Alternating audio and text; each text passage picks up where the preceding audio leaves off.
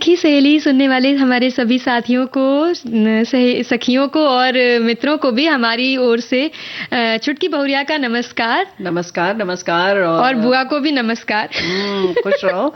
हमें पता है कि तुम थोड़ा सा असमंजस में हो, क्योंकि भाई अंतर्राष्ट्रीय महिला दिवस और या यूं कहें कि पूरा सप्ताह मना रहे हैं, तो उसकी शुभकामनाएं देना चाह रही थी। तो ढेर सारी शुभकामनाएं और बधाई। बिल्कुल, अंतर्राष्ट्रीय महिला दिवस की आप सभी को हमारी तरफ से शुभकामनाएं और बधाई। और जो क्रम चल रहा है कार्यक्रम का कुछ ऐसा है कि कल हमने परसों कुछ नए कार्यक्रम सुनवाए, अच्छी बातचीत सुनवाई। आज हम रूबी आहलूवालिया जी जो कैंसर सर्वाइवर हैं या कि उससे विजय प्राप्त कर चुकी हैं, उनके बारे में बात करेंगे और उनके अनुभव साझा करेंगे। और फिर हमारे श्रोता इंतजार कर रहे होंगे कल की बात। तो कल क्या होगा, कल के बारे में हम बताएंगे। तैयारी आप ही लोगों को करनी है, हमारी बहनों को। और वो आज कुछ सपने देखेंगी, जो हम विषय देंगे वही सपने ये देखेंगी और कल उसके बारे में लिखकर हमें भेजेंगी। तो होगा बड़ा मजेदार कल का कार्यक्रम, क्योंकि हर बार हम नसीहत दें ये जरूरी नहीं है, कुछ मजे भी कर लिए जाएं। हाँ, है ना, जरूरी नहीं है। बिल्कुल, हाँ, सच में। तो कल हम लोग खूब मस्ती मारेंगे, खूब अच्छे अच्छे कपड़े पहनेंगे सभी लोग।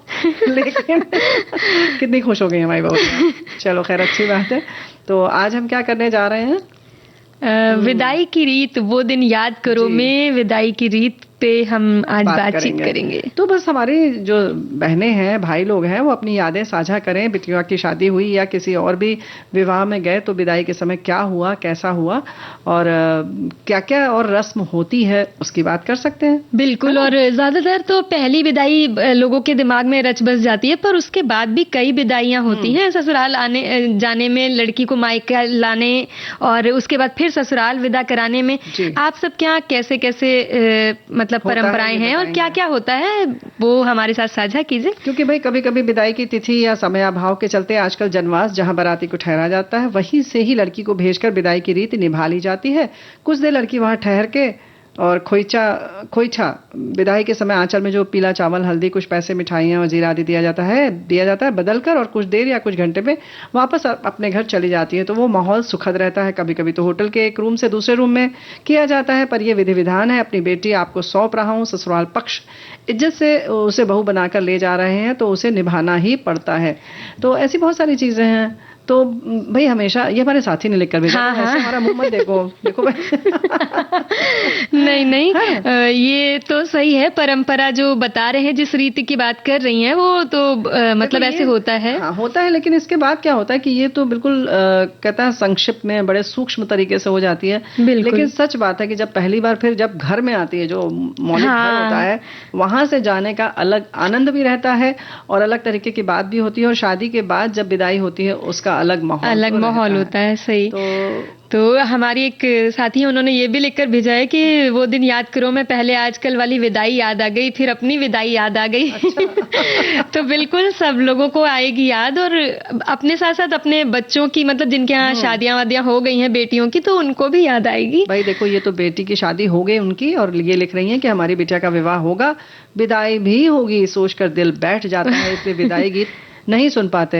अब फिर क्या करें, हम तो विदाई गीत सुनवाने वाले हैं। नहीं, हम पहले फिर मायके का गीत सुनवा देते हैं, अगर आपको ऐसा है तो। चलो, खुश कर देते हैं। जी बिल्कुल।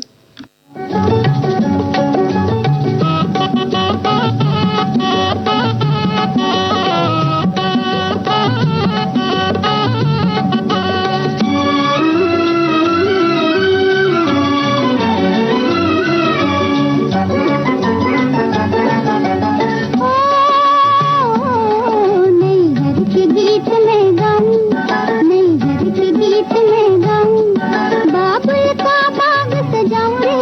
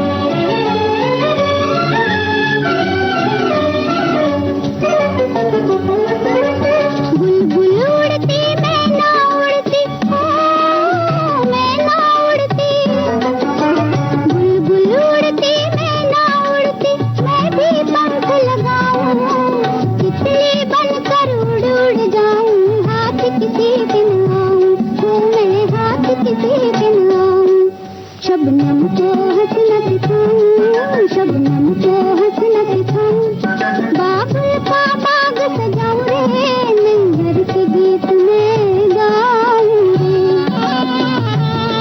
नैहर के गीत में गाऊं, बाबुल का बाग सजाऊं रे, नैहर के गीत में गाऊं रे।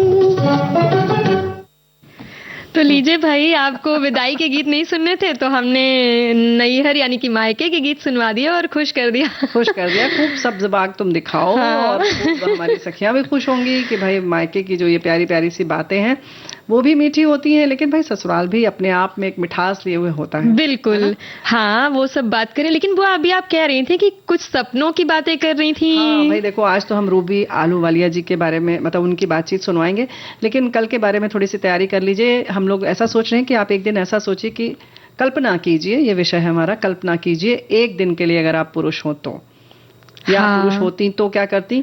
तो इस पर आप विचार करें आज कि क्या क्या आप कर सकती थी और क्या करना चाहती थी, क्या करना चाहती हैं। तो इसके बारे में कल संदेश लिखकर भेजिएगा, लेकिन फिलहाल हम आज सुने ये रिकॉर्डिंग। हाँ बिल्कुल।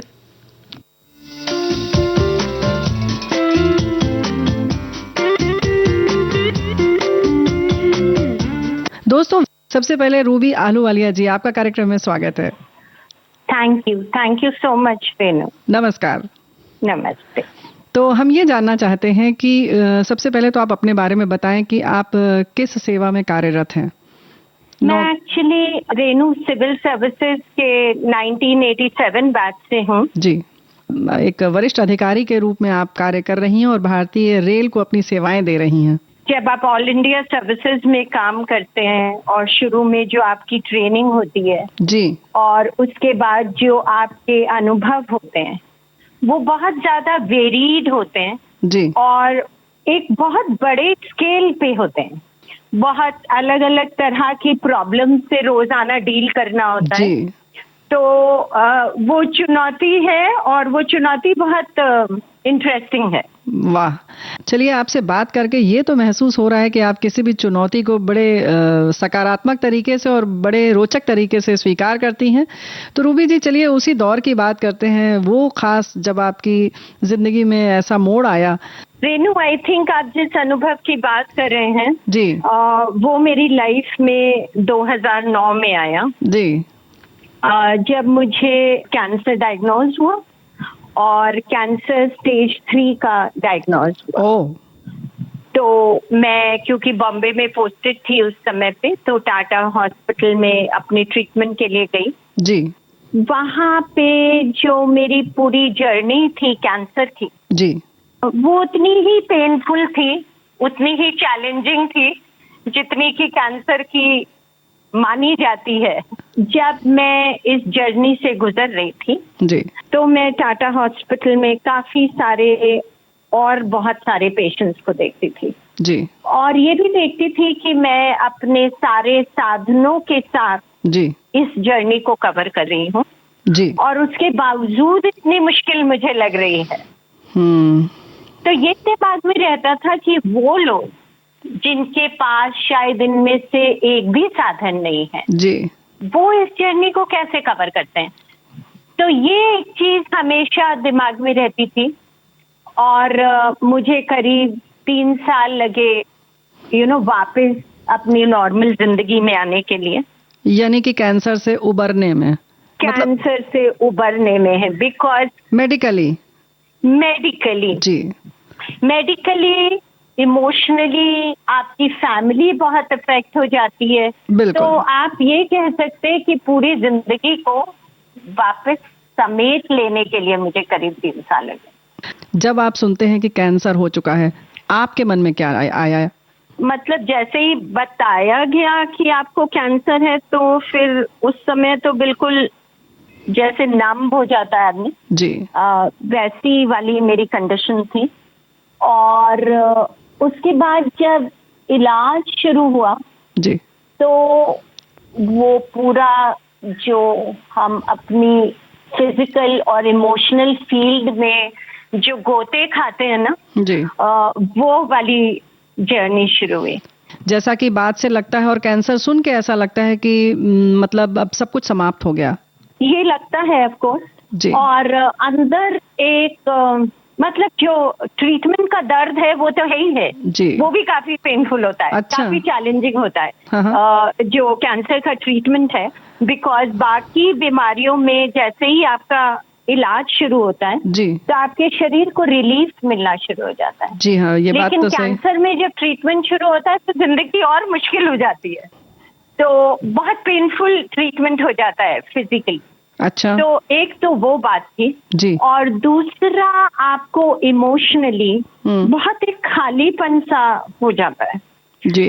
क्योंकि एक ये फीलिंग हो जाती है कि ऐसा मतलब मैंने क्या कर दिया हाँ। कि मेरे अपने सेल, मेरे अपने शरीर के अपने सेल जी। मेरे अगेंस्ट रिवोल्ट कर गए। ओहो। तो ये एक बहुत खालीपन की भावना मेरे अंदर भी आई और फिर मैंने इससे उबरने का तरीका निकाला अपने लिए। अच्छा। क्योंकि मुझे लगा कि अगर मैं इसके अंदर डूबती चले जाऊंगी तो पहली बात तो वापस निकलने के चांसेस बड़े कम हो जाएंगे। बिल्कुल। और दूसरा ये कि फिर मैं ये नहीं समझ पाऊंगी कि ये अनुभव मेरी जिंदगी में मुझे क्या सिखाने के लिए आया है। ओह, अच्छा। तो ये बात समझते हुए एक्चुअली मैं काफी पहले बहुत पेंटिंग करती थी। अच्छा। और मैंने पेंटिंग वापस शुरू की और ये डिसाइड किया कि हर केमोथेरेपी के बाद मैं अपनी मेंटल स्टेट को कैनवस के ऊपर उतारूं। तो ये पूरी एक सीरीज बन गई कैंसर के ट्रीटमेंट की जो मेरे मेंटल स्टेट के बारे में है कि हर स्टेज पे जो ट्रीटमेंट का था उस समय मेरे दिमाग में क्या चल रहा था जी। और उस समय पे मेरा शरीर और मेरा दिमाग उस चीज को कैसे हैंडल कर रहा था। ऐसे में संभालना वाकई बड़ा मुश्किल है। आपके पास कैनवस और रंग है, लेकिन आप सामान्य तौर पर लोगों से क्या कहना चाहेंगी कि अगर उनके पास ऐसा कोई माध्यम नहीं है तब? हर किसी को उनका माध्यम कोई भी हो सकता है जी। एक्सप्रेस करने के लिए, अपने आप को व्यक्त करने के लिए। जी। मेरे ख्याल से वो माध्यम ढूंढ ही लेना चाहिए। जी। नहीं तो इस तरह के अनुभव में उसके साथ नीचे नीचे गिरते जाने की पॉसिबिलिटी बहुत ज्यादा रहती है। क्योंकि दर्द जब तक बाहर निकलेगा नहीं तब तक तो अंदर बैठता रहेगा। और ये बात मुझे समझ में बहुत अच्छे से आ गई थी कि कैंसर की जो बीमारी हुई है जी, वो भी इसीलिए हुई है क्योंकि अंदर बहुत सारे एनर्जी ब्लॉक्स हो गए हैं। और वो किस वजह से हो गए हैं और मेरी जिंदगी में मतलब किस वजह से हुए और मैंने उनको कैसे डिसॉल्व किया।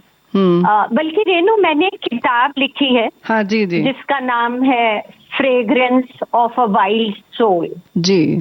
तो उसमें पूरी ये मनस्थिति मतलब मेरी जी और वापस देखना कि ये कैंसर का जो एक्सपीरियंस है मेरी लाइफ में आया क्यों, उसकी बहुत अच्छे से काफी डिटेल में मैंने उसका विश्लेषण किया है। जी।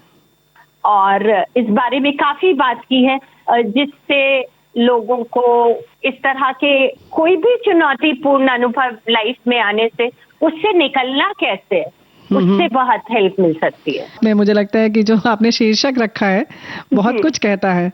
तो मनस्थिति को संभालने में और किन किन चीजों की मदद मिली? मुझे लगता है कि मदद आदमी को अपने अंदर ही ढूंढनी होती है। और जो हमारी स्ट्रेंथ है, जो हमारी ताकत है जी, वो हमारे अंदर है।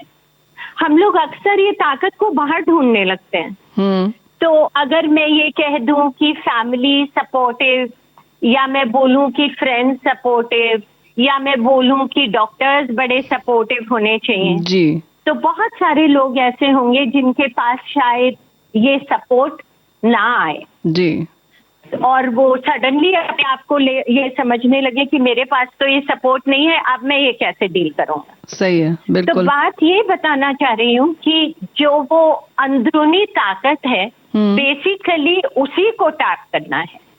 उसी को अपने अंदर घुस के उसको टैप करना है और उसी को यूज करते हुए किसी भी ऐसे अनुभव से जी बाहर निकल जाना बहुत आसान हो जाता है और उसका एक तरीका समझ में आ जाता है कि करना कैसे है। बल्कि जो मैंने अभी ये ऑर्गेनाइजेशन शुरू की है, संजीवनी लाइफ बियॉन्ड कैंसर, जी कैंसर पेशेंट्स के साथ काम करने के लिए, जी उसमें कोशिश यही है सिखाने की पेशेंट्स को जी कि आपको इस अनुभव से पूरे तौर पे जी अंदर से बाहर कैसे निकलना है। बिकॉज क्या होता था जो मैं देख रही थी जी कि बहुत सारे पेशेंट्स ऐसे थे जिनको बहुत अच्छा मेडिकल ट्रीटमेंट मिल रहा था, जी सब कुछ ठीक ठाक था, बट उनकी आंखों में इतनी निराशा थी हाँ और इतना डर था। तो जिनको कैंसर हुआ है डायग्नोज, तो उनके अंदर ये डर कि मैं जिंदा बचूंगा कि नहीं बचूंगा, जी और जिन लोगों का इलाज शुरू हो गया है और ठीक हो गए हैं वो, जी उनके अंदर ये डर कि मुझे दोबारा तो नहीं हो जाएगा। हाँ ये बात तो है। तो इस डर के कारण जो जिंदगी लोग जी रहे हैं बहुत ही, जो एक ऑप्टिमम लेवल होता है उससे बहुत नीचे जी रहे थे। बिल्कुल। और मेरी कोशिश ये थी कि अगर लोग कैंसर से पहले अगर 2 की ऊंचाई पे जिंदगी जी रहे थे, तो कैंसर हो जाने के बाद कम से कम 6 की ऊंचाई पे जिंदगी को जी। पर एक अच्छा सा गीत सुन लेते हैं अपने श्रोताओं के सपोर्ट के लिए। जी, कौन सा गीत आपकी पसंद का है जो आप सुनना चाहेंगी? लव यू जिंदगी करके एक गाना जी है। जी जी, तो सुनते हैं ये गीत।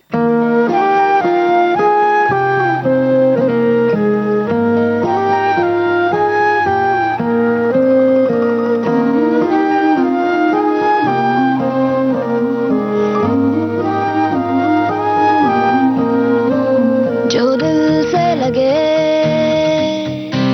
उसे कह दो हाय हाय हाय हाय, जो दिल ना लगे उसे कह दो बाय बाय बाय बाय। आने दो दिल में आ जाने दो, कह दो मुस्कुराहट को हाय हाय हाय हाय। जाने दो दिल से चले जाने दो, कह दो घबराहट को bye bye bye bye bye bye. Love you जिंदगी, लव यू जिंदगी,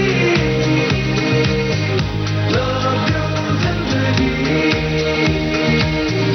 लव मी जिंदगी।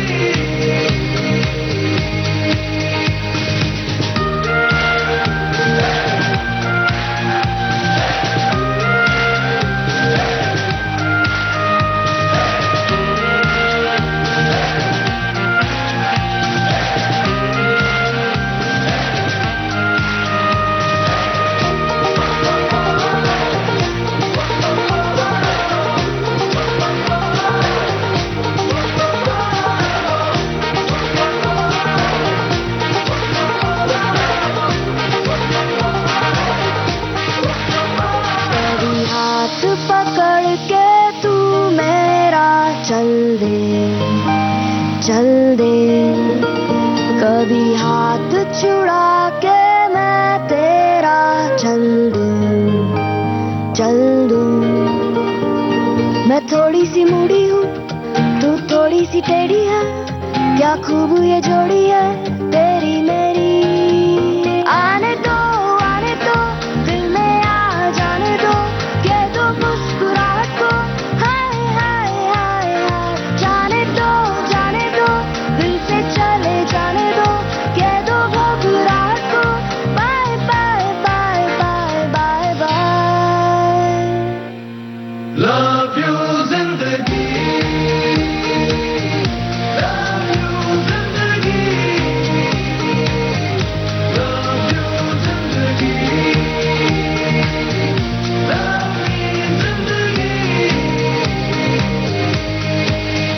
तो रूबी जी, हम बात कर रहे थे कि किस तरह से आप चाहती हैं परेशानी के दौर में भी हमारा जो जीने का स्तर है वो ऊंचा रहे। जब आप चल रही थी, संघर्ष के दौर में थी, इलाज के दौरान आपने लोगों को देखा, तो आपको क्या लगा कि उन्हें किस तरह से सहारा देना चाहिए?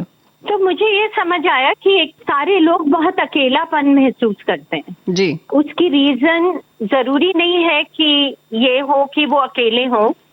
हो सकता है उनकी फैमिली काफी सपोर्टिव हो, लोग आसपास हो, लेकिन वो अपने अंदर से बहुत अकेलापन महसूस करते हैं। जी। सपोर्ट की बहुत कमी होती है, जिससे वो अपने मन की बात और अपने मन का डर डिस्कस कर सकें।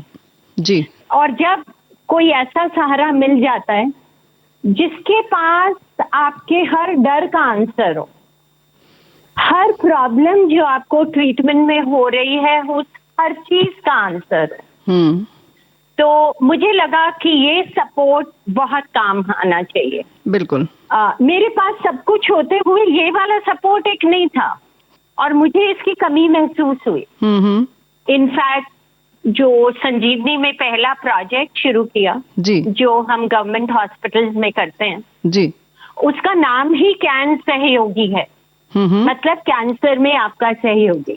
तो वो लोग ये काम करते हैं कि पेशेंट्स के बिल्कुल फ्रेंड बन के, और क्योंकि वो ट्रेन्ड हैं, हम लोग उन्हें ट्रेन करते हैं जी, तो वो पेशेंट्स का हर जवाब देने के लिए और इम्पैथी के साथ जवाब देने के लिए और उनके साथ एक बॉन्डिंग बनाने के लिए काफी सक्षम रहते हैं। एक्चुअली उनकी जो ट्रेनिंग है जी, वो इसी चीज में है कि पेशेंट को अप्रोच कैसे करना है। अच्छा। सबसे इम्पोर्टेंट चीज ये है जी, जब हम किसी को अप्रोच करते हैं उस पे डिपेंड करता है कि वो आदमी आपसे खुल पाएगा या नहीं खुल पाएगा। जी, तो क्यों ये जो ह्यूमन टच है, दिस इज एक्सट्रीमली इम्पोर्टेंट। और हम बहुत सारी जगह कोशिश ये करते हैं कि कैंसर सर्वाइवर्स के थ्रू ये कैन सहयोगी का प्रोग्राम करें। जर्नी को ऑलरेडी झेला है और वो इससे बाहर निकल आए हैं। यानी कि सफल कहानी सामने होगी तो हम ज्यादा जल्दी आश्वस्त हो जाएंगे और विश्वास कर सकेंगे। जी बिल्कुल, बहुत अच्छी बात है। इसके साथ साथ क्या हॉस्पिटल में, अस्पताल में भी कुछ और भी तरीके से मदद करते हैं? तो हॉस्पिटल में जो हेल्प होती है, उनको कहाँ जाना है, कैसे किस जगह पे अपने टेस्ट कराना है, और जो फाइनेंशियली उनको हेल्प चाहिए होती है जी, तो सरकार की तरफ से जितनी स्कीम्स अवेलेबल हैं, उनको फॉर्म्स कैसे भरने हैं, वहां से वो हेल्प मिलेगी कैसे, जी, और फिर उस हेल्प को लगातार चेंज करते रहना ताकि वो हेल्प सही समय पे मिल जाए। या अगर पेशेंट कहीं बाहर से आया है तो वो कहाँ रह सकता है अपने बजट के हिसाब से, जी, कौन सी धर्मशाला में, कौन सी जगह रह सकता है, ये वो खाना पीना क्या चाहिए इस समय पे, और पूरा एक सपोर्ट ग्रुप। तो ये तो पेशेंट का हम हॉस्पिटल में करते हैं जी, और उसके बाद हम उनको एक ट्रेनिंग देते हैं 36 सेशंस की, जी, जो उनकी इम्यूनिटी को बढ़ाने के लिए। अच्छा, तो उसमें उनका खाना पीना, उनकी मनस्थिति, योग एंड प्राणायाम, इमोशनल फ्रीडम, तो बहुत सारे उसके अंदर सेशंस हैं। बहुत सारे पेशेंट्स की और उनके जो घर वाले होते हैं, जी, उनकी नौकरी चली जाती है इस एक्सपीरियंस के थ्रू। जी, तो हम एक 4 महीने का कोर्स चलाते हैं उन लोगों के लिए, जी, जिसमें वो ट्रेन होते हैं to become cancer care givers. Oh, वो प्रोफेशनल कैंसर केयर गिवर्स बनते हैं और उसके बाद उनको नौकरी मिलती है हॉस्पिटल्स में, नर्सिंग होम्स में, ऑर्गेनाइजेशंस में, होम केयर में। अच्छा, अभी तो संजीवनी 11 राज्यों में काम कर रही है।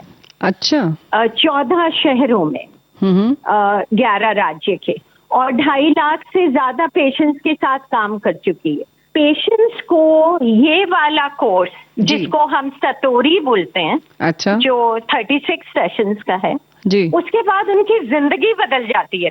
क्या बात है। बल्कि जो लोग कोर्स करते हैं वो तो ये कहते हैं कि अभी तक तो जिंदगी जी नहीं रहे थे कि थैंक गॉड, मतलब भगवान का बहुत बड़ा आशीर्वाद है कि कैंसर आया जिंदगी में, तो उस वजह से जिंदगी के माने पता चल गए। क्या बात है। बल्कि जब ये कोविड की वजह से लॉकडाउन शुरू हो गया जी।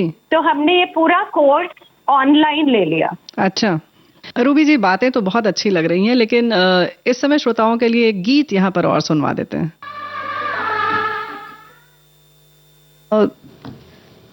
भाई गीत की जहाँ तक बात है बहुरिया, कि हम ज़रूर सुनेंगे, लेकिन थोड़ा सा समय की जो बात है उसमें अभी थोड़ा समय आएगा जिसमें हमें ब्रेक लेना होगा, तो जाहिर है कि गीत हम नहीं रोक सकते थे। तो साथियों, अभी बातचीत तो चल ही रही है और हम गीत भी सुनेंगे, लेकिन हमारे साथियों के बहुत सारे संदेश हैं। कुछ अपनी बात साझा करते हैं कि मेरी बड़ी बेटी 12वीं पास करने के बाद ही पूना 5 साल के लिए लॉ पढ़ने चली गई। आती जाती थी छुट्टियों में, उसके जाने के बाद मैं बहुत रोई थी। बाद में शादी में विदाई के समय किसी को कोई खास रोना नहीं आ रहा था, क्योंकि वो पहले ही घर से विदा हो गई थी, पर चलते चलते रोना आ ही गया। बिल्कुल, वो क्षण वो पल ऐसे होते हैं ना बुआ कि कितना भी मतलब रोको आंसू आ जाते हैं। पहले शुरू में सब आपस में बोलते नहीं है घर में, अच्छा तुम जाओगी हम नहीं रोएंगे, तुम जाओगी हम नहीं रोएंगे, देखना। लेकिन वो क्षण जिस समय बच्ची विदा हो रही होती है, चाहे कितना भी हंसी मजाक चला हो, वो आंसू नहीं रुकते हैं। जी हाँ, सभी अपनी अपनी बात ऐसे ही बता रहे हैं। बिल्कुल। और हमारे एक और साथी हैं, उन्होंने लिखा है कि मेरी बहन की शादी में विदाई बड़े अजीबोगरीब तरीके से संपन्न हुई। हुआ ये कि लड़के वालों का घर हमारी गली के पीछे वाली गली में ही है, और ये शायद पहली दुनिया की डोली रही होगी, विदाई रही होगी, जो बिना सजी हुई गाड़ी के पैदल ही चली जा रही थी। चलते चलते किसी की आंख नम नहीं थी, उल्टा ये सब देख हमारे हंसी के फव्वारे छूट रहे थे। यहाँ तक कि दुल्हन के रूप में मेरी बहन भी ऐसे हंस रही थी जैसे उसको किसी ने चुटकुला सुनाया है। ये बिना आंसुओं वाली विदाई जब जब याद आती है तो हमें अभी भी हंसी आ जाती है। तो भाई कुछ कुछ ऐसे पल हो जाते हैं और कुछ ऐसे कारण भी हो जाते हैं, और ऐसे ही मतलब अभी और भी बातें हम साझा जरूर करेंगे, लेकिन लेते हैं ये अंतराल।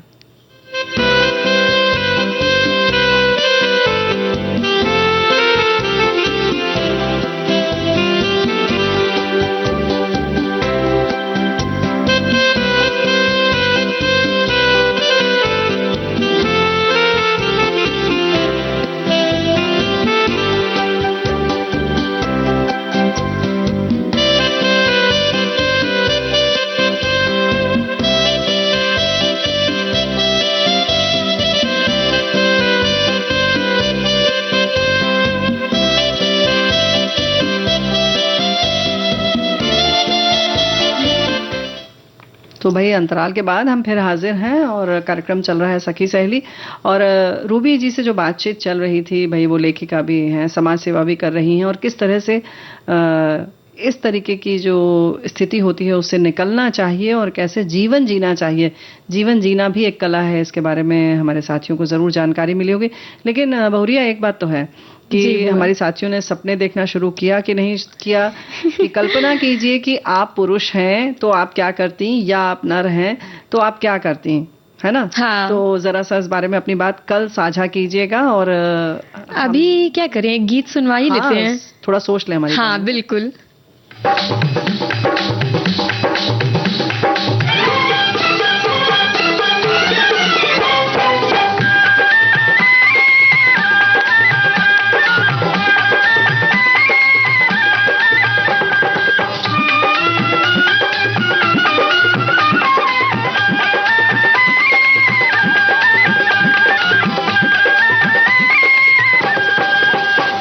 खिले हैं सखी आज फुलवा घर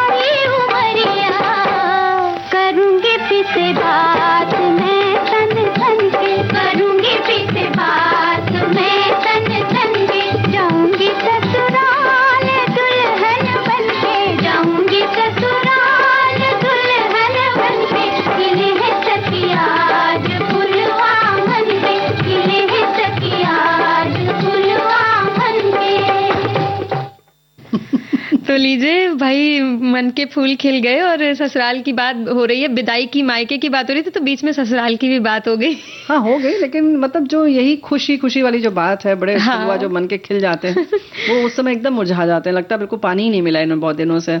और हमारे साथी भी लिख रहे हैं कि पिछले महीने दिसंबर महीने में ही एक भतीजी की शादी हुई। सुबह से जब विदाई की बेला आई तो टेंट हाउस वालों ने गाना लगाया, विदाई में भी रिमिक्स गीत।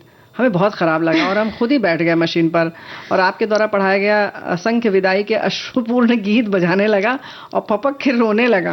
सभी लोग रोने लगे। बताओ जरा सा ये क्या मतलब है? बिल्कुल जो है और मतलब, इन्होंने लिखा है कि रामायण का गीत लगाए रविंद्र जैन जी का, राज दुलारी की आज विदाई।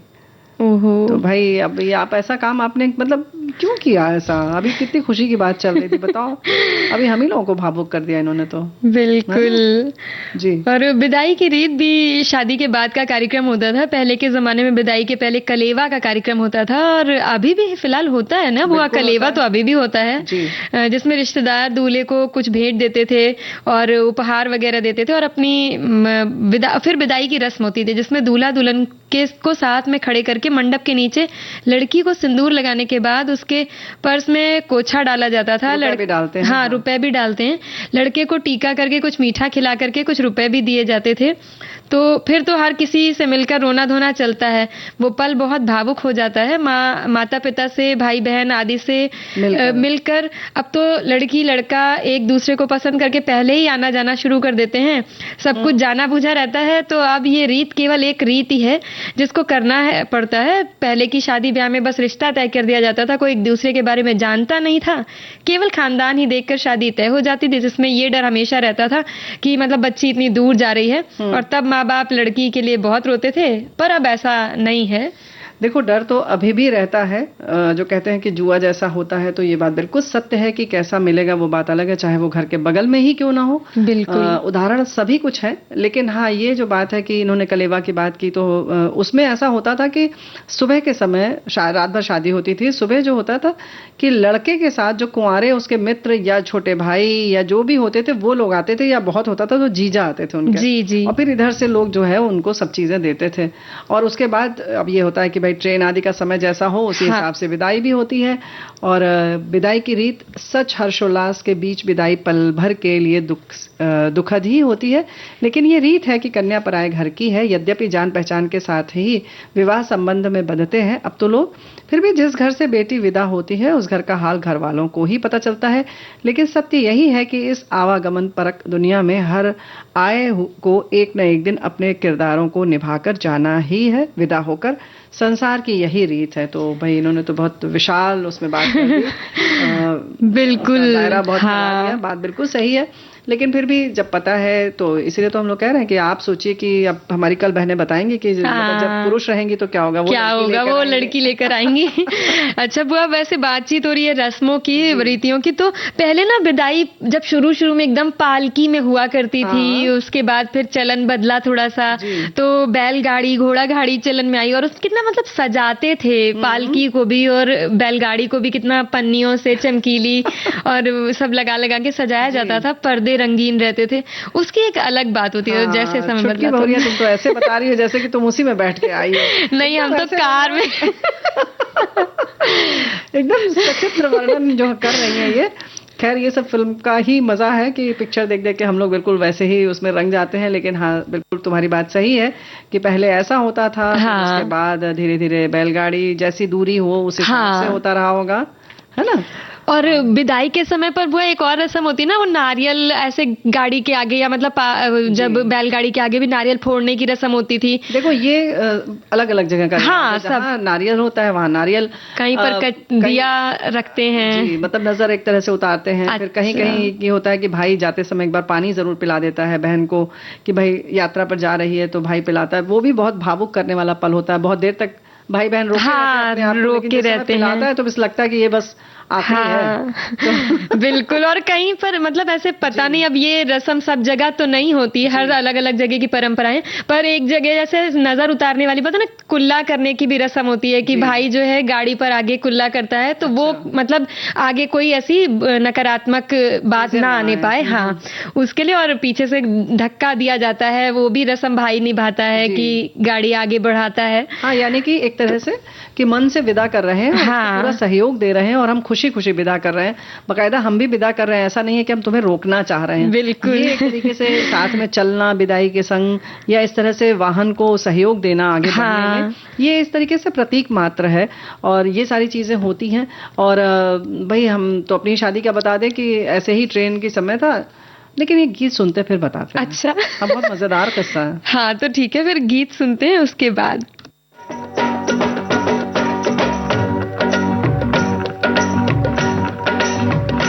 मेरी दूरों से आई बारात मैया मैं तो पाऊंगी, मेरी दूरों से आई बारात मैया मैं तो पाऊंगी। बलमा छैल छबीला मन को मोहे जोड़ा रंग रंगीला, तन पे सोहे बलमा छैल छबीला मन को मोहे, मैं तो हारी जाऊं बलिहारी जाऊं, बड़ा पाऊं ये किसका आंगन में, खिले फूल से मेरे तन मन में। छूटा मैंने की गलियों का साथ मैया मैं तो पाऊंगी, मेरी दूरों से आई बारात मैया मैं तो पाऊंगी।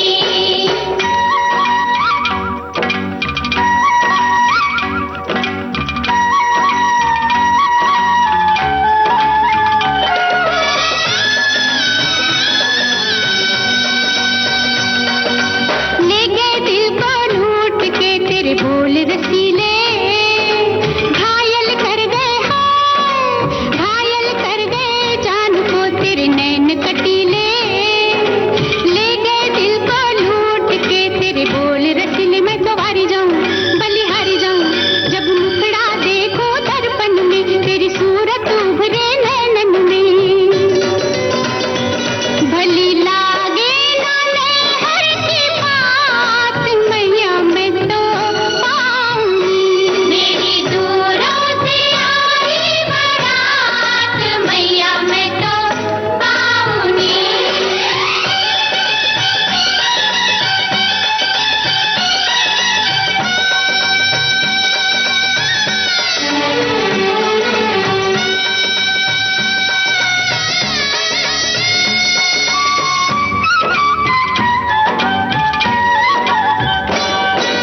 वार दिया मैंने तुझ पर दिल वार दिया, हार दिया मैंने सब कुछ, अरे हार दिया मार दिया तूने जुल्मी, हाय मार दिया मैं तो हारी जाऊं बलिहारी जाऊं, तेरा नाम बसे मेरी धड़कन में, तेरा रूप हंसे मेरे सपनन में।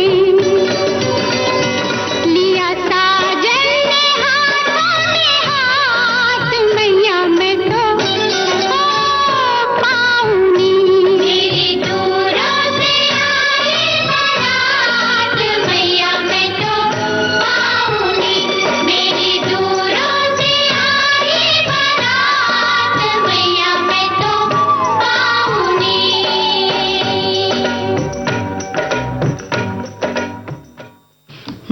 तो बारात दूर से आए चाहे पास से आए, विदाई होनी ही है और आंखें नम हो ही जाती हैं, है कि नहीं? बिल्कुल बुआ।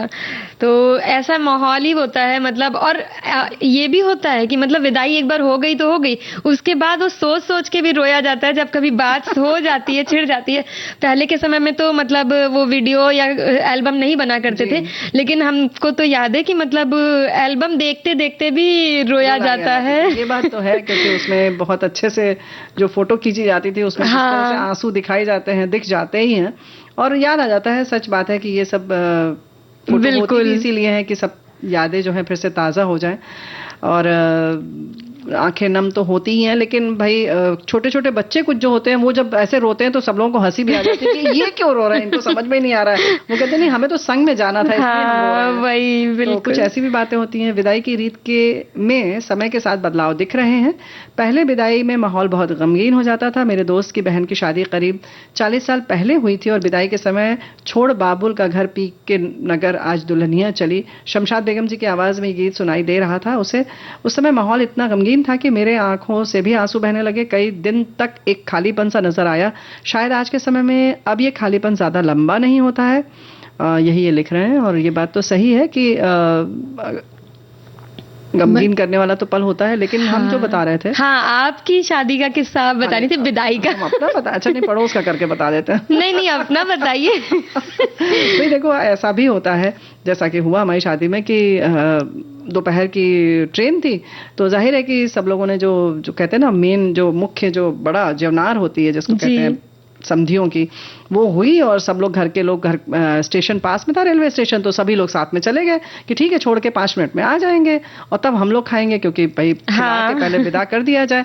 तो काफी सभी लोग भाई घर में सबसे छोटे थे तो लाडले थे तो सभी लोग चले गए और जब वहां पहुंचे तो कुछ ऐसा हुआ कि चक्का जाम था, यानी कि बहुत सारे लोग धरना प्रदर्शन कर रहे थे और ट्रेन के आगे लेटे हुए थे।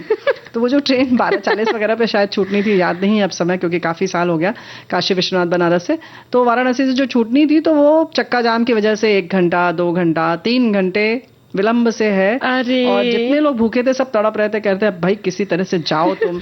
और वहां पर जितने अमरूद वाले और जो भी हाँ, फल वाले फल आदि खाने के सामान लोग खरीद खरीद के खाते जा रहे थे और अंदर वाले भी परेशान बाहर वाले भी परेशान, खूब चुटकुले सुनाए जा रहे थे, किसी तरह से समय काटा तो ये जा रहा था। विदाई का समय जो था खुशी का माहौल था, बहुत खुशी का माहौल था। हमसे लोग कह रहे थे जाओ अब किसी तरह से। तो ऐसी भी विदाई होती है कभी कभी कि अब लगता है कि बस जाएंगे किसी तरह से। सही बिल्कुल। पर हमारे एक साथी है, उन्होंने लिखा है कि बेटी की विदाई की वेला में लड़की जब रोते हुए पापा अपने पिता से बोली पापा दवाई समय पर खाइएगा, और मुझे गले लगाकर रोने लगी कि चाचा पूरे परिवार को देखिएगा मेरी अनुपस्थिति में, तो बहुत रोना आया। तो मतलब ऐसे क्षण तो होते हैं जो आप बिल्कुल सही बात है। और ये बात तो ऐसी होती है कि कुछ उसकी जिम्मेदारी का जो एहसास होता है वो कहीं ना कहीं खालीपन कर ही देता है। और हम लोग अब एक गीत सुनेंगे और उसके बाद आगे बढ़ेंगे ना, ताकि माहौल थोड़ा हल्का हो जाए। अच्छा ऐसा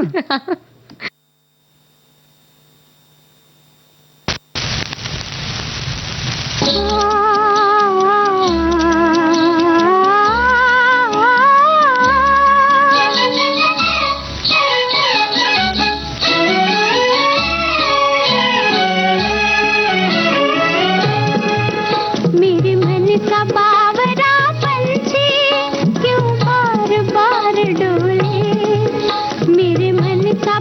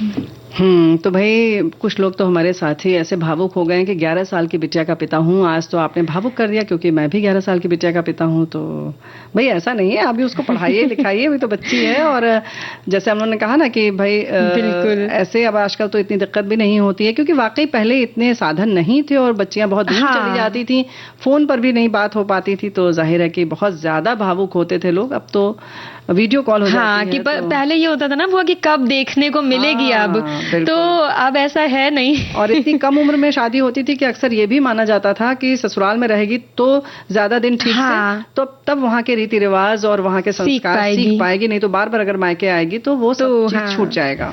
बिल्कुल। जी। तो ऐसे ही है। और हमारी एक श्रोता लिख रही है कि बहुत मन जो है भावुक हुआ जा रहा था, अच्छा हुआ ये मतलब ऐसा गाना सुनवा दिया तो थोड़ा सा उनका मन ठीक हो गया। तो बिल्कुल। और ऐसी ही चीजें हैं कि मतलब विदाई ऐसा क्षण है कि भावुक तो हो ही जाता है। एक श्रोता है हमारी लिख रही है कि मैं जब विदा होकर ससुराल पहुंची तो उस समय हमारे ससुराल के बगल में एक बच्चों का स्कूल था, और उसी समय जब ये पहुंची तो स्कूल की छुट्टी हो गई थी और मेरी कार के चारों तरफ ढेरों बच्चे इकट्ठा होकर तमाशा देख रहे थे। तो मजा आया होगा बहुत। परंपराएं अलग अलग होती हैं। हमारे साथी ये लिख रहे हैं परंपरा के बारे में, हमारे उत्तराखंड में बेटी विदा होते समय अपने घर में एक पौधा लगाती है और अपने पिता से वचन लेती है कि मेरे जाने के बाद आप इस पौधे को अपनी बेटी मानकर इसकी देखभाल करेंगे। उत्तराखंड में इसे मैती आंदोलन के नाम से जाना जाता है और पर्यावरण संरक्षण की दिशा में इस तरह के प्रयास बहुत कारगर सिद्ध होते हैं। तो वाकई ये जो प्रयास है ये तो सभी को करना चाहिए हमें लगता है। और सभी ये लिख रहे हैं कि अलग अलग तरह के रीति रिवाज हैं और बड़ा मजा आ रहा है सुनकर। तो एक गीत और सुनेंगे ना? हाँ बिल्कुल, उसके बाद लोगों के विचार। हाँ।